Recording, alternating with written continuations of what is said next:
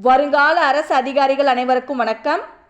இன்னைக்கு நம்ம என்ன வீடியோ பார்க்க போறோம்னா, நியூ சிலபஸ்ல இருந்து 8th தமிழ் இயல் 6 புணர்ச்சி. இந்த லெசன்ல இருந்து லைன் பை லைனா மொத்தமா 15 கொஸ்டின்ஸ் எடுத்திருக்கிறோம். கொஸ்டின்ஸ் எல்லாமே வேற லெவல்ல சூப்பரா இருக்குங்க. ஸோ வீடியோஸை முழுமையாக பாருங்க. வீடியோஸ் பிடிச்சிருந்தா லைக் பண்ணி சப்போர்ட் பண்ணுங்க. நம்ம டெலிகிராம் குரூப்போட லிங்க் டிஸ்கிரிப்ஷனில் இருக்குது. ஜாயின் பண்ணாதவங்க ஜாயின் பண்ணிக்கோங்க. வாங்க வீடியோக்குள்ளே போகலாம். 1வது கொஷின், நிலைமொழி ஈரும் வருமொழி முதலும் இணைவதை டேஷ் என்பர். ஆன்சர் புணர்ச்சி. புணர்ச்சினா என்னங்க? அதாவது இரண்டு சொற்கள் ஒன்றோடு ஒன்று சேரும்போது அவற்றின் உச்சரிப்பில் ஏற்படும் மாற்றங்களே புணர்ச்சியாகும். 1வது கொஸ்டின் பாருங்க, நிலைமொழி ஈரும் வருமொழி முதலும் இணைவதை புணர்ச்சி என்பர். 2வது கொஸ்டின், நிலைமொழியும் வருமொழியும் இணையும் போது ஓர் எழுத்து மறைவது. ஆன்சர் கெடுதல் விகாரம். கெடுதல் விகாரம்னா என்னங்க? புணரும் போது சொற்களில் ஏதேனும் ஒரு எழுத்து மறைந்து போதல் ஆகும். 2வது கொஸ்டின், நிலைமொழியும் வருமொழியும் இணையும் போது ஓர் எழுத்து மறைவது கெடுதல் விகாரம் எனப்படும். 3வது கொஸ்டின், பொறுத்துக. மண்பாண்டம் திரிதல் விகாரம், மரவேர் கெடுதல் விகாரம், மணிமுடி இயல்பு புணர்ச்சி, கடைத்தெரு தோன்றல் விகாரம். ஆன்சர் 4, 3, 2, 1. பொறுத்துக, மண்பாண்டம் திரிதல் விகாரம், மரவேர் கெடுதல் விகாரம், மணிமுடி இயல்பு புணர்ச்சி, கடைத்தெரு தோன்றல் விகாரம். ஆன்சர் 4, 3, 2, 1. 4வது கொஸ்டின், இரண்டு சொற்கள் இணையும் போது நிலைமொழியிலோ வருமொழியிலோ அல்லது இரண்டிலுமோ மாற்றங்கள் நிகழ்வது டேஷ் புணர்ச்சி ஆகும். ஆன்சர் விகார புணர்ச்சி. விகார புணர்ச்சினா என்னங்க? நிலைமொழிக்கும் வருமொழிக்கும் இடையில் புணரும்போது எழுத்துக்கள் தோன்றுதல், திரிதல், கெடுதல் போன்ற மாற்றங்களை நிகழ்வதே விகார புணர்ச்சி ஆகும். 4வது கொஸ்டின், இரண்டு சொற்கள் இணையும் போது நிலைமொழியிலோ வருமொழியிலோ அல்லது இரண்டிலுமோ மாற்றங்கள் நிகழ்வது விகார புணர்ச்சி ஆகும். 5வது கொஸ்டின், விகார புணர்ச்சி எத்தனை வகைப்படும்? ஆன்சர் 3 வகைப்படும். விகார புணர்ச்சி 3 வகைப்படும். 1 தோன்றுதல் விகாரம், 2 திரிதல் விகாரம், 3 கெடுதல் விகாரம்.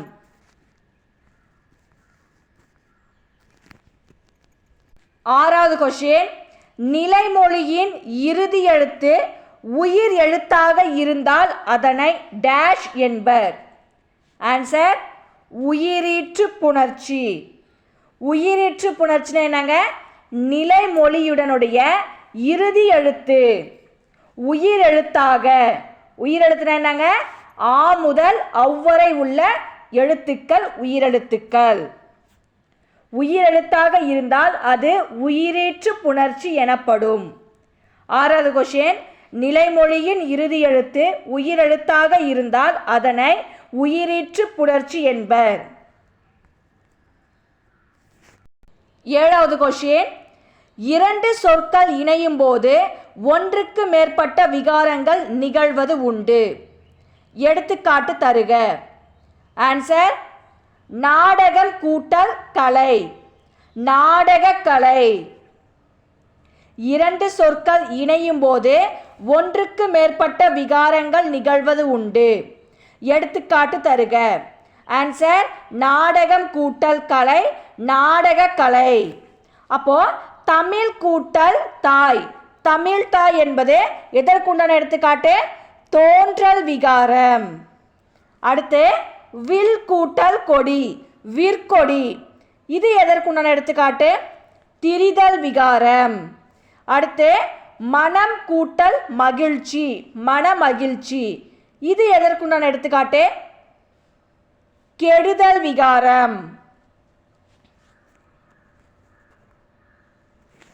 எட்டாவது கொஸ்டின், நிலைமொழி இறுதி எழுத்து மெய் எழுத்தாக இருந்தால் அதனை டேஷ் என்பர். ஆன்சர் மெய்யீற்று புணர்ச்சி. நிலைமொழி இறுதி எழுத்து மெய்யெழுத்தாக இருந்தால் அதனை மெய்யீற்று புணர்ச்சி என்பர். ஒன்பதாவது கொஸ்டின், நிலைமொழியும் வருமொழியும் இணையும் போது புதியதாக ஓர் எழுத்து தோன்றுவது டேஷ் எனப்படும். ஆன்சர் தோன்றல் விகாரம். நிலைமொழியும் வருமொழியும் இணையும் போது புதியதாக ஓர் எழுத்து தோன்றுவது தோன்றல் விகாரம் எனப்படும். பத்தாவது கொஸ்டின், பாலாடை இச்சொல்லுக்குரிய புணர்ச்சி இயல்பு புணர்ச்சி. பாலாடை இச்சொல்லுக்குரிய புணர்ச்சி இயல்பு புணர்ச்சி. 11வது கொஸ்டின், வருமொழியின் முதல் எழுத்து உயிரெழுத்தாக இருந்தால் அதனை டேஷ் என்பர். ஆன்சர் உயிர் முதல் புணர்ச்சி. வருமொழியின் முதல் எழுத்து உயிரெழுத்தாக இருந்தால் அதனை உயிர் முதல் புணர்ச்சி என்பர். 12வது கொஸ்டின், நிலைமொழியும் வருமொழியும் இணையும் போது ஓர் எழுத்து வேறு எழுத்தாக மாறுவது டேஷ் எனப்படும். ஆன்சர் திரிதல் விகாரம்.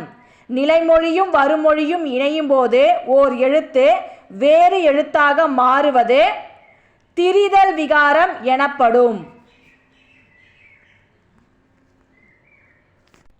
13வது கொஸ்டின், வருமொழியின் முதல் எழுத்து மெய் எழுத்தாக இருந்தால் அதனை டேஷ் என்பர்.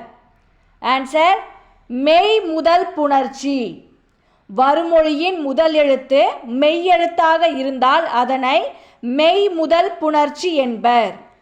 14வது கொஸ்டின், நிலைமொழியும் வருமொழியும் இணையும் போது ஓர் எழுத்து மறைவது டேஷ் எனப்படும். ஆன்சர் கெடுதல் விகாரம். நிலைமொழியும் வருமொழியும் இணையும் போது ஓர் எழுத்து மறைவது கெடுதல் விகாரம் எனப்படும். 15வது கொஸ்டின், நிலைமொழியும் வருமொழியும் எவ்வித மாற்றமும் இன்றி இணைவது டேஷ் எனப்படும். ஆன்சர் விகார புணர்ச்சி. நிலைமொழியும் வருமொழியும் எவ்வித மாற்றமும் இன்றி இணைவது விகார புணர்ச்சி எனப்படும். தேங்க்ஸ் ஃபார் வாட்சிங். Subscribe to our channel.